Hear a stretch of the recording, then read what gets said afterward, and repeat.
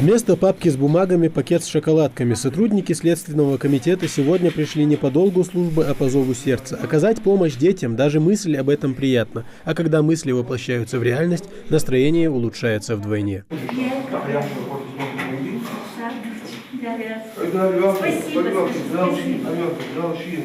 Разумеется, коробками с конфетами и тортиками к чаю неожиданные гости не ограничились. Денежная помощь пришлась малообеспеченным семьям очень кстати. Спасибо, Мага.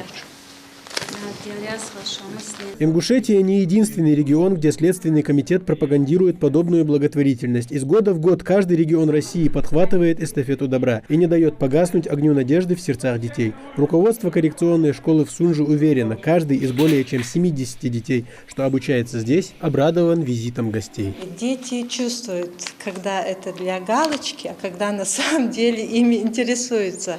В данный момент сегодня они увидели, что это не для галочки, что ими на самом деле интересуются.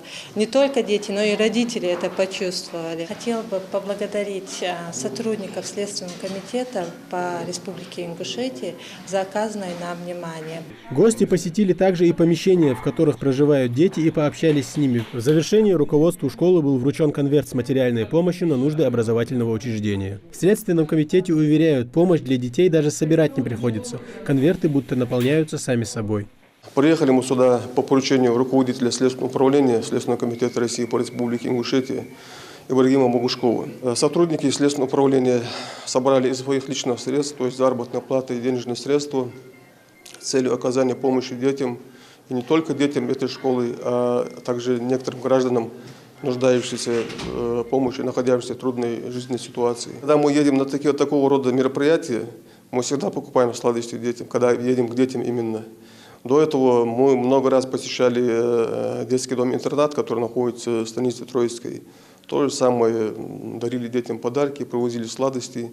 Несколько лет мы помогали этим детям. Видеть радость на лицах детей, которые обрадованы не столько сладостями, сколько вниманием к себе, дорого стоит. Как известно, хороший пример может и должен быть заразительным. Детей, нуждающихся в помощи и внимании, у нас очень много. Но сегодня, пусть и на время, их стало на несколько десятков меньше. Тамерлан Хамхоев, Адам Далаков, Новости 24.